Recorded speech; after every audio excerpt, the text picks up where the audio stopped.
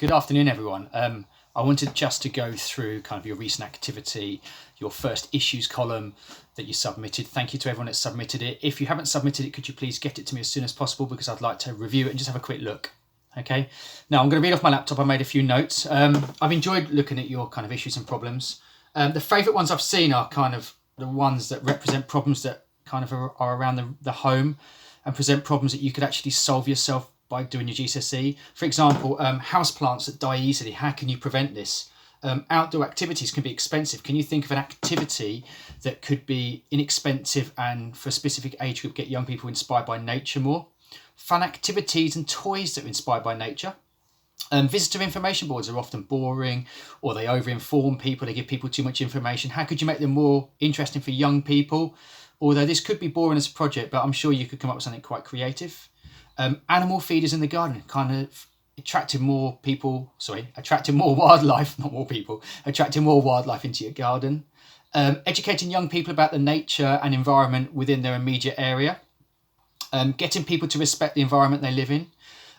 Kids' dens, I love this idea. I've got 2 little boys and they love making bases. So can you create some sort of a kit or a device that gets young children interested in making dens and bases outside? I mean, I grew up with 3 younger brothers and we loved just getting dining room chairs and kitchen chairs and covering them in duvets and sheets and making bases. Well, can you create some sort of an inexpensive or affordable kit that is fun and kind of... I did see something recently where IKEA released a load of kits which were essentially their furniture, and showing you how as a parent you could turn them into bases and dens during lockdown. Some concept that kind of gets existing products that are upcycled to create new products rather than throwing them into landfill. Garden wildlife, some sort of identification and attracting more wildlife to your garden.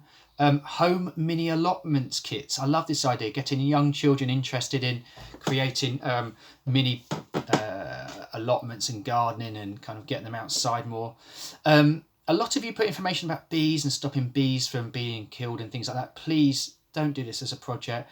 Beehives are quite complex. They can be quite large. There's no way that you will kind of reinvent the wheel with beehives.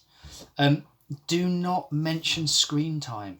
I've had lots of you saying spend too much time on your screen, too much time on your phone. This isn't a nature issue. This is a lifestyle issue. You are spending too much time on your phones. It's a lifestyle.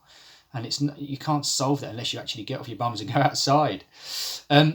Avoid issues associated with the following, as they are too broad and kind of we as a group of people, as human beings, we've created these issues and we will never solve them in our immediate future. These are issues that have been around for sort of 10, 20 years, and the likes of Greta are trying to stop it. We will not solve these issues immediately, especially as a GCSE student.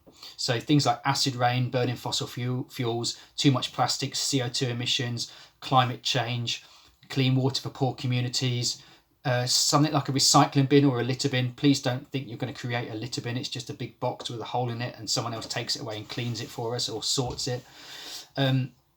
Deforestation or the poaching of wildlife. So please do not do any projects with that. If you've written those in your first column, leave them. That's fine, but I suggest that you go back and review your first column and maybe add some of the examples that I've suggested and some of your own, so it becomes a bit more localized rather than kind of the greater world.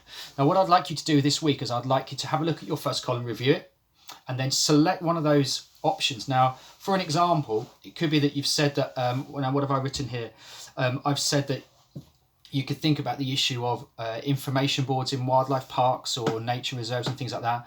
You could start to list loads of examples or the issues associated with nature boards. So you could say too big, they're too tall, they have too much writing on rather than pictures. Pictures aren't fun, they don't inspire young people. You could write a huge long list of examples and look on the internet, or if you're going for walks and things, start to take some photographs and list all the issues. And then what I'd like you to do with your third column is still on the same theme of, for example, nature boards, is to list 4 or 5 different kind of first thoughts. So you would say, I want to design a nature board that's going to be for young people. I want to design a nature board that inspires young people to stay outdoors more by giving them fun activities, etc. What I'd like you to do is to make sure you have got all your work on an A3 PowerPoint file. So if you haven't got an A3 PowerPoint file created, please go and create one. It's got to be A3 because you are going to go and print these out potentially at the end of this project. And if it's not A3, as soon as you push print, this whole thing's going to go and it will just disappear all funny all over the place, and you'll spend hours and hours and hours rejigging all your slides. So start off with an A3 one now. Your first thoughts is not your final idea, nor is it going to be your first idea you make. They're just your first thoughts. We will run with this later. And the idea is that when you've done your 1, 2 and 3 columns, please can you send them to me by Saturday, so then I can review them Saturday and Sunday. So when I start to see you on Monday and Tuesday, Wednesday next week, which I am looking forward to seeing real people, I can give you some feedback, talk about how we write our brief, how we do scribbly sketches for our first thoughts, and finish that first page that some of you already nearly finished. And then we can start talking about how we can do some interviews, how we can go and do some primary research, secondary research, disassembly of products, etc. So watch this video again. I will send all this information on notes as well that I've written on my laptop, just so you can kind of take stock of what I've said. And please do spend the time this week of really carefully writing out your first column and not thinking about all the issues that Greta keeps screaming at us about. Think about bringing stuff down to our home level. Think about any issues to do at home. Speak to your parents about how they enjoy nature and wildlife and things like that, staying outside in the garden. Please stay away from any ideas associated with COVID, lockdown, etc. and people spending too much time inside. It's just a freak thing we're going through at the moment. People do spend time outside. You may not as a teenager. You may enjoy playing on your phone, going on Instagram and things like that. But this is just you with your age group, and we're not going to do any projects associated with phones and all the other issues that I've talked about. Okay, so keep well, stay safe. I will see you all next week. And if you've got any issues, do email me, send me some stuff on Teams, do share everything you're talking about with each other, and we can kind of really hit the ground running next week when I see you all. Thank you very much. Bye.